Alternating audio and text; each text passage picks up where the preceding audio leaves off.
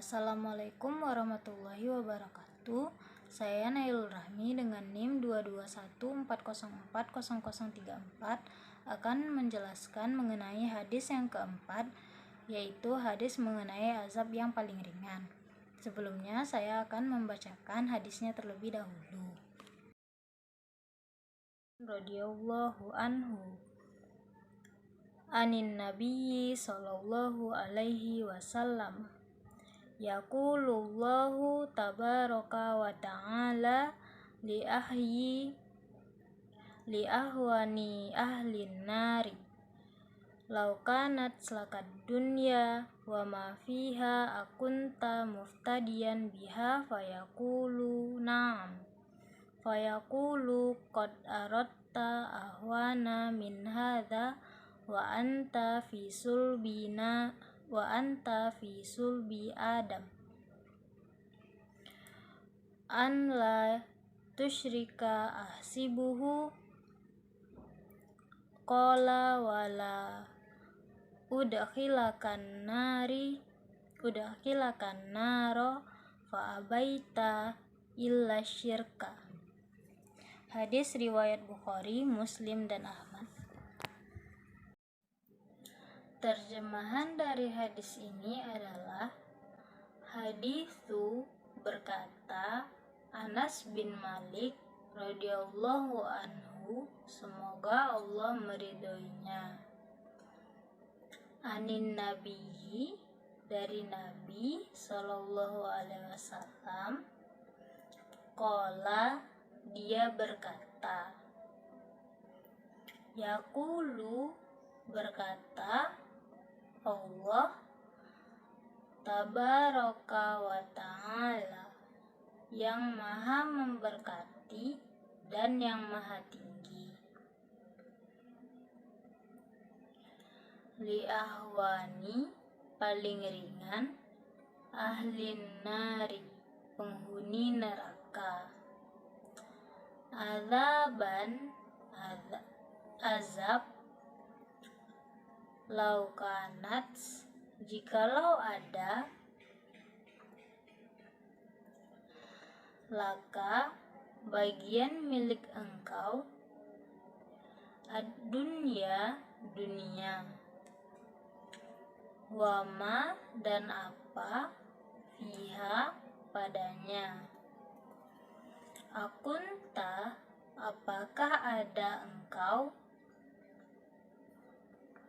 muftadiyan, menukar atau menebus, biha, dengannya, fayaqulu, maka mereka berkata, na'am, iya,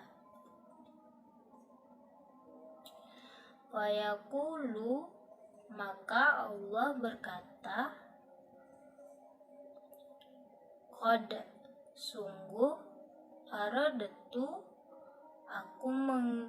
aku menginginkan, minka, dari engkau, ahwana, lebih ringan, min hadza, dari ini, wa anta, dan engkau, fi sulbi Adam,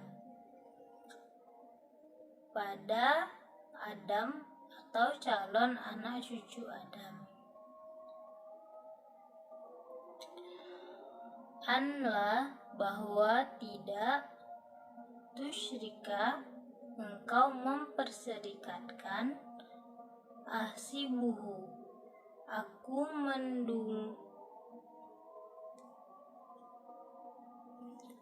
menduganya, qala, dia berkata, wala, dan tidak,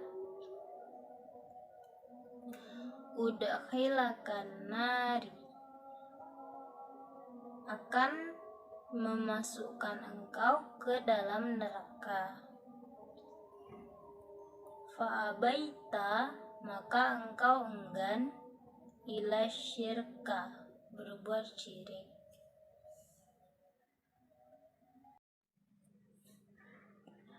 Jadi hadis ini merupakan hadis yang menjelaskan tentang azab yang paling ringan di sisi Allah, di mana hadis ini maksudnya adalah bahwa Allah nanti di akhirat akan mendatangi kita dan bertanya kepada orang yang masuk neraka yang paling ringan.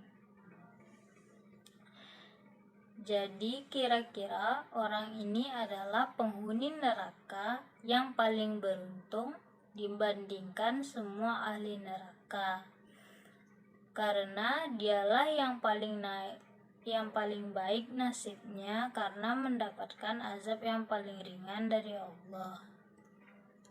Allah akan berkata kepada orang yang paling ringan di antara ahli neraka tersebut, di mana Allah mengandaikan seandainya kamu yang punya dunia dan segala yang ada di dalamnya, apakah kamu mau menebus azab yang paling ringan ini dengan dunia dan seisinya? Percakapan ini Allah gambarkan kepada kita untuk mengajari kita bahwa azab neraka itu tidaklah ringan, karena dibandingkan dengan dunia dan segala isinya. Dan orang yang memiliki azab yang paling ringan tersebut berkata bahwa dia rela menukarkan bumi dan seisinya kepada Allah agar dia bisa dibebaskan dari azab yang paling ringan tersebut. Jadi Allah menegaskan bahwa azab yang paling ringan pun bahkan setanding dengan dunia dan segala isinya. Kemudian Allah juga menegaskan, sebenarnya dulu aku sudah menginginkan darimu yang lebih ringan daripada ini. Dan ketika itu engkau baru menjadi cikal bakal dari anak cucu Adam. Maksudnya di sini adalah kejadian sebelum kita diciptakan atau sebelum ruh ditiupkan kepada calon bayi ke janin, di mana pada saat itu Allah telah bertanya terlebih dahulu, apakah kamu mau patuh padaku? Maukah kamu bertauhid kepadaku? Maukah kamu bertuhan kepadaku? Dan ketika itu kamu menjawab mau, agar engkau tidak memperserikatkanku.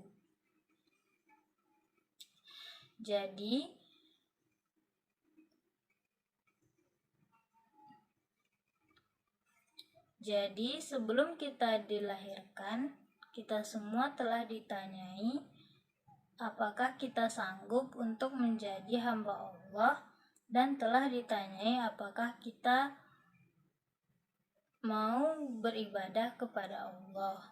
Namun kita malah mengingkari, bahkan memperserikatkan Allah.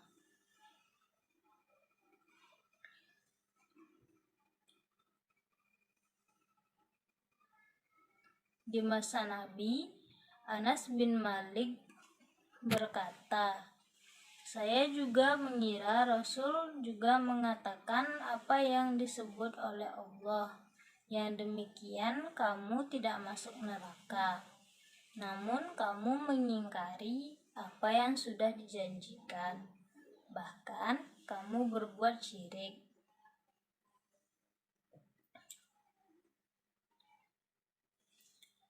Jadi sebelum kita diciptakan, Allah telah menanyai kita apakah kita sanggup untuk beribadah kepadanya. Namun kebanyakan manusia malah mengingkari janji tersebut dan malah memperserikatkan Allah. Oleh karena itu, maka manusia akan mendapatkan azab dari Allah. Hadis ini mengingatkan kita bahwa azab yang paling ringan pun bukanlah azab yang mudah, di mana di sini diibaratkan jika seseorang memiliki dunia dan segala isinya, maka untuk azab yang paling ringan pun orang tersebut rela mengembalikan dunia dan segala isinya agar dapat terbebas dari azab yang paling ringan tersebut. Kemudian, kaitan hadis ini dengan pendidikan. Yang pertama, hadis ini berkaitan dengan pendidikan akhlak dan pendidikan akidah, khususnya tentang percaya kepada hari akhirat. Kemudian juga tentang neraka dan tentang kerasnya azab neraka. Jadi, sasaran dari pengajaran ini adalah agar peserta didik paham dan sadar bahwasanya azab neraka itu ada dan menyakitkan,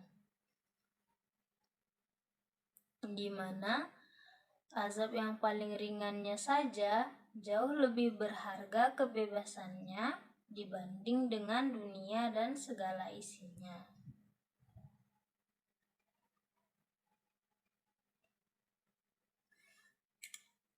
Jadi, hendaknya seorang pendidik atau seorang guru menjelaskan hal ini kepada peserta didiknya agar segera semua peserta didik paham bahwasanya kita harus menghindari apa yang dilarang oleh Allah agar terhindar dari azab neraka yang pedih. Yang kedua, hadis ini juga mengajarkan tentang metode menjelaskan sesuatu, yaitu bagaimana cara menerangkan sesuatu dengan metode tamsil atau perumpamaan. Jadi di sini Allah menjelaskan tentang betapa beratnya azab di neraka dengan jalan membandingkan kebebasan dari azab neraka yang paling ringan itu dengan kemegahan yang didapatkan oleh seseorang karena memiliki dunia dan segala isinya. Dengan metode perumpamaan ini, maka manusia akan paham betapa pedihnya azab neraka sehingga kita dapat menghindarinya.